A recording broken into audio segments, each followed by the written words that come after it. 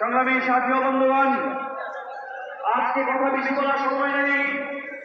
আজকে আমরা দেখেছি বাংলাদেশ দুইটা পন্থায় বিভক্ত হয়ে গেছে। একটা হচ্ছে ইসলাম পন্থা, আর একটা হচ্ছে ফেসিবাদের পথে চলার চাঁদাবাজি পন্থা। ঠিক কিনা বলেন?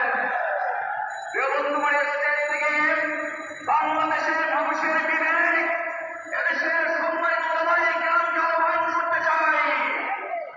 ওলামায়ে কেরাম ইতিহাসে বারবার ভুল করেছেন, বারবার এই পথে ওই পথে বলেন।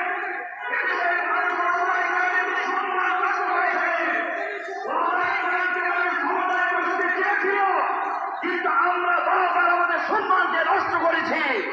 অতএব আমরা চাই আগামী নির্বাচনে পীর সাহেব চরমনাইয়ের নেতৃত্বে ওলামায়ে কেরামের সরকার এই দেশে প্রতিষ্ঠিত হবে। এদেশে ওলামায়ে কেরাম আর ভুল করবেন না। আবার যদি কোনো ওলামায়ে কেরাম ভুল করেন, এই ভুল আমাদের ভবিষ্যতের জন্য কাল হয়ে দাঁড়াবে। এবার কোনো ওলামায়ে কেরাম আওয়ামী পন্থা, বিএনপি পন্থা, বাম পন্থা আর কোনো পন্থা নয়, ইসলাম পন্থাই একমাত্র পন্থা হবে।